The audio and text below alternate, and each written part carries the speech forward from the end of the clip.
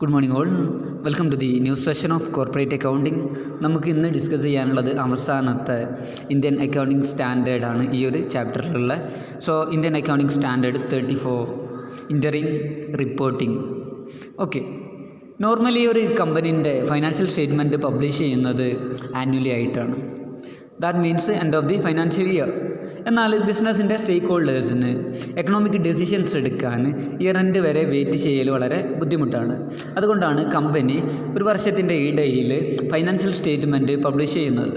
Okay, normally ആ publish ചെയ്യുന്നത് 6 month ആയിട്ടാണ് എന്ത് ചെയ്യുക, വർഷത്തിൻ്റെ ഇടയിൽ 6 മന്ത് ആയിട്ട് അത് പബ്ലിഷ് ചെയ്യും. ഓക്കെ, സോ ഒരു ഫൈനാൻഷ്യൽ ഇയറിൻ്റെ ഇടയിൽ പബ്ലിഷ് ചെയ്യുന്ന ഫൈനാൻഷ്യൽ സ്റ്റേറ്റ്മെൻറ്റാണ് ഇൻ്ററിംഗ് റിപ്പോർട്ടിംഗ് കൊണ്ട് ഉദ്ദേശിക്കുന്നത്. ഇങ്ങനെ ഇൻ്ററിംഗ് റിപ്പോർട്ട് ചെയ്യുന്നതിനാൽ ക്രെഡിറ്റേഴ്സിന്, ഇൻവെസ്റ്റേഴ്സിനൊക്കെ കമ്പനീൻ്റെ ഏണിങ്സ് എത്രയുണ്ട്, ഫൈനാൻഷ്യൽ കണ്ടീഷൻസ് എങ്ങനെയാണ്, ലിക്വിഡിറ്റി പൊസിഷൻ എന്താണ് തുടങ്ങിയ കാര്യങ്ങളൊക്കെ കറക്റ്റായിട്ട് അറിയാൻ സാധിക്കും. ഓക്കെ, ആ കാര്യങ്ങളാണ് നമ്മളിവിടെ ഫസ്റ്റിൽ പറയുന്നത്. ദെൻ നെക്സ്റ്റ് അതിൻ്റെ ഒബ്ജക്റ്റീവ്സ്, ഈ ഒരു അക്കൗണ്ടിങ് സ്റ്റാൻഡേർഡിൻ്റെ objectives. The objective of this standard is to prescribe the minimum content of interim financial report and the recognition and measurement principle for interim financial report. എന്താണ് ഒരു ഇൻ്ററിം റിപ്പോർട്ട് പ്രിപ്പയർ ചെയ്യുമ്പോൾ minimum എന്തെല്ലാം കാര്യങ്ങൾ വേണം, okay, എന്നുള്ളതാണ്.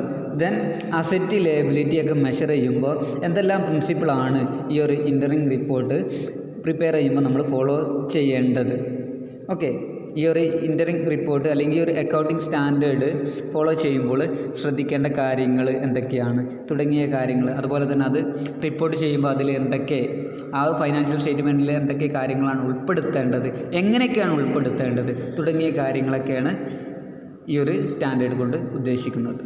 Then ഇതിൻ്റെ scope നമുക്ക് നോക്കാം. Scope Indian Accounting Standard 34 is not mandatory. However, regulation or regulator often require entities whose debt or equity securities are publicly traded to publish interim financial reports. ഇത് normally നിർബന്ധമില്ല. Okay, ഇത് not mandatory ആണ്. എന്നാൽ equity, ഡെപ്റ്റ് സെക്യൂരിറ്റീസൊക്കെ issue ചെയ്യുന്ന ഒരു കമ്പനിയെ സംബന്ധിച്ച് വേണമെന്നുണ്ടെങ്കിൽ ഇൻ്ററിംഗ് ഫൈനാൻഷ്യൽ റിപ്പോർട്ട് പബ്ലിഷ് ചെയ്യാം. അങ്ങനെ ഈ ഒരു ഇൻ്ററിംഗ് റിപ്പോർട്ട് പബ്ലിഷ് ചെയ്യണമെങ്കിൽ ഇന്ത്യൻ അക്കൗണ്ടിങ് സ്റ്റാൻഡേർഡ് 34 പ്രകാരം പബ്ലിഷ് ചെയ്യണം. ഓക്കെ, അതിനെ റിക്കഗ്നൈസ് ചെയ്യണം, അതിനെ മെഷർ ചെയ്യണം. ഓക്കെ, ആ ഒരു ഇന്ത്യൻ അക്കൗണ്ടിങ് സ്റ്റാൻഡേർഡ് 34 എങ്ങനെയൊക്കെയാണോ പറയുന്നത് അതേ രീതിയിൽ അത് റിക്കഗ്നൈസ് ചെയ്യണം, അത് മെഷർ ചെയ്യണം. അതിൽ പറഞ്ഞ കണ്ടൻറ്റുകൾ, ഓക്കെ, ആ ഒരു സ്റ്റാൻഡേർഡിൽ ഈ ഒരു ഇൻ്ററിംഗ് റിപ്പോർട്ടിൽ എന്തൊക്കെ കാര്യങ്ങൾ ഉൾപ്പെടുത്തണം എന്ന് പറഞ്ഞിട്ടുണ്ട്, ആ കാര്യങ്ങൾ വളരെ കൃത്യമായിട്ട് ഉൾപ്പെടുത്തണം. ഓക്കെ, അതാണ് അതിൻ്റെ സ്കോപ്പ്. Then next definitions. എന്താണ് ഇൻ്ററിംഗ് ഫൈനാൻഷ്യൽ റിപ്പോർട്ട് എന്നുള്ളത്? Interim financial report means a financial report containing other complete set of financial statement or a set of condensed financial statement for an interim period. എന്താണ് interim financial report എന്ന് പറഞ്ഞാൽ ഒരു interim പീരീഡിൽ company prepare ചെയ്തിട്ടുള്ള complete set of financial statement അല്ലെങ്കിൽ condensed financial statement ആയിട്ടുള്ള റിപ്പോർട്ടിനെയാണ് നമ്മൾ ഇൻ്ററിംഗ് ഫൈനാൻഷ്യൽ റിപ്പോർട്ട് എന്ന് പറയുന്നത്. ഒരു ഇൻ്ററിംഗ് പീരീഡിൽ കമ്പനി പ്രിപ്പയർ ചെയ്തിട്ടുള്ള complete set of financial statement അല്ലെങ്കിൽ ഒരു കണ്ടൻസ്ഡ് ഫൈനാൻഷ്യൽ സ്റ്റേറ്റ്മെൻറ്റ് ആയിട്ടുള്ള റിപ്പോർട്ടാണ് എന്ത്, interim financial report. Then interim period എന്താ എന്നുള്ളത്, ഇൻ്ററിംഗ് പീരീഡ് കൊണ്ട് ഉദ്ദേശിക്കുന്നത് ഫുള്ള് ഫൈനാൻഷ്യൽ ഇയറിനേക്കാളും, ഓക്കെ, ഫുള്ള് ഫൈനാൻഷ്യൽ ഇയറിനേക്കാൾ ഷോർട്ടായിട്ടുള്ള പീരീഡാണ് എന്ത്, ഇൻ്ററിംഗ് പീരീഡ് എന്ന് പറയുന്നത്. സിംപിളി നമുക്ക് പറയാം ഇയറിൻ്റെ ഇടയിൽ എന്ന് നമുക്ക് പറയാം. ഓക്കെ, അതാണ് ഇൻ്ററിംഗ് പീരീഡ്, ഫിനാൻഷ്യൽ ഇയറിൻ്റെ ഇടയിൽ.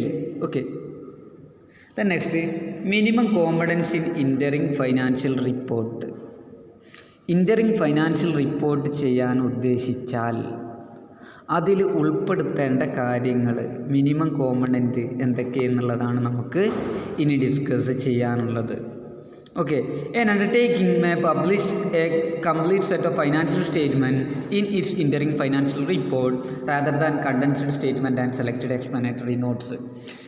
ഒരു കമ്പനി അല്ലെങ്കിൽ ഒരു അണ്ടർടേക്കിങ് ഇൻ്ററിം ഫൈനാൻഷ്യൽ റിപ്പോർട്ട് പബ്ലിഷ് ചെയ്യാൻ ഉദ്ദേശിച്ചാൽ അതിൽ കംപ്ലീറ്റ് സെറ്റ് ഓഫ് ഫൈനാൻഷ്യൽ സ്റ്റേറ്റ്മെൻറ്റിൻ്റെ ആവശ്യമില്ല. അതിലെന്താ വേണ്ടത്? കണ്ടൻസ്ഡ് സ്റ്റേറ്റ്മെൻറ്റാണ് അതിൽ മതി. കണ്ടൻസ്ഡ് സ്റ്റേറ്റ്മെൻറ്റും അതുപോലെ തന്നെ സെലക്റ്റഡ് എക്സ്പ്ലനേറ്ററി റിപ്പോർട്ടും മാത്രം അതിൽ മതി. കണ്ടൻസ്ഡ് സ്റ്റേറ്റ്മെൻറ്റ് കൊണ്ട് ഉദ്ദേശിക്കുന്നത് എന്താണ്? സമ്മറി ആയിട്ടുള്ളതാണ്, ചെറിയ രൂപത്തിലുള്ള റിപ്പോർട്ട്, അതാണ് കണ്ടൻസ്ഡ്. ഓക്കെ, സമ്മറൈസ്ഡ് ആയിട്ടുള്ള റിപ്പോർട്ട് മതി. Then an undertaking may provide less information at interim dates as compared with its annual statement. Annual statement ആയിട്ട് കമ്പയർ ചെയ്യുമ്പോൾ ഈ ഒരു ഇൻ്ററിം റിപ്പോർട്ടിൽ കുറച്ച് ഇൻഫർമേഷൻസ് മതി, സമ്മറൈസ്ഡ് ആയിട്ടുള്ളത് മതി. ഓക്കെ, ആനുവൽ റിപ്പോർട്ടിൻ്റെ അത്ര ഡീറ്റെയിലൊന്നും ആവില്ല, അത്യാവശ്യമുള്ള കാര്യം മാത്രമേ ഉണ്ടാവുള്ളൂ.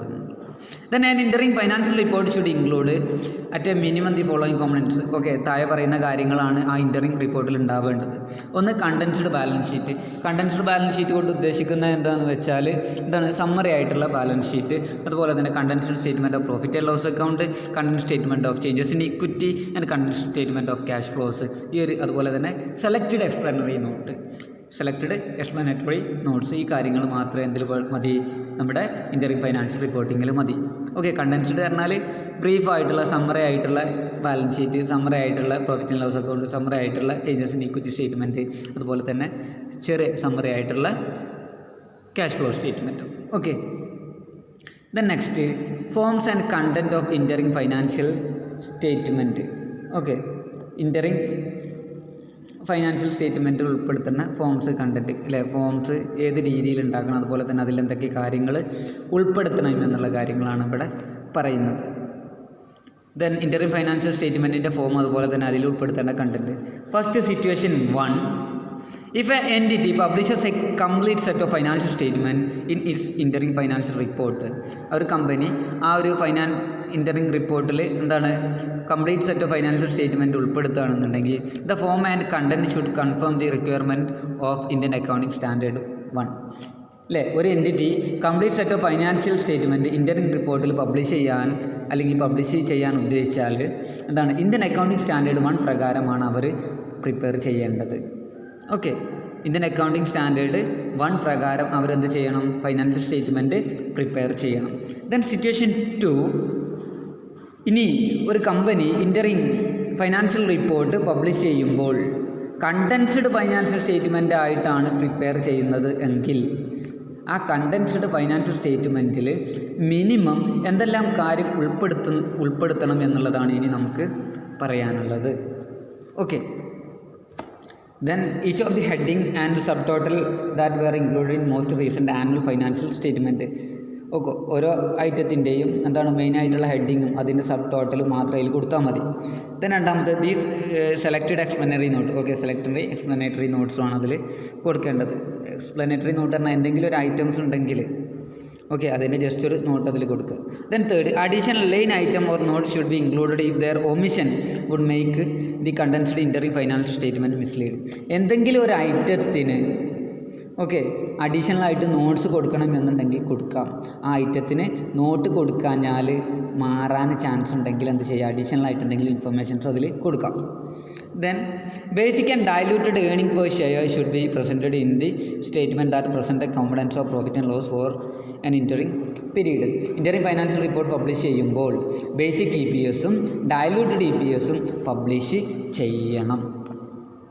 Then next, interim reporting periods. Interim reporting periods കാര്യമായിട്ട് ഇൻ്ററിം റിപ്പോർട്ടിംഗ് പീരീഡ്സ് ആണ് ഇവിടെ പറഞ്ഞത്. കാര്യമായിട്ട് നമുക്ക് 4 ഫൈനാൻഷ്യൽ സ്റ്റേറ്റ്മെൻ്റ് ആണുള്ളത്. ഒന്ന് ബാലൻസ് ഷീറ്റ്, രണ്ടാമത് പ്രോഫിറ്റ് ആൻഡ് ലോസ് അക്കൗണ്ട്, നാലാമത് ചേഞ്ചസ് ഇൻ ഇക്വിറ്റി, അഞ്ചാമത്തത് എന്താണ്? Cash flow statement.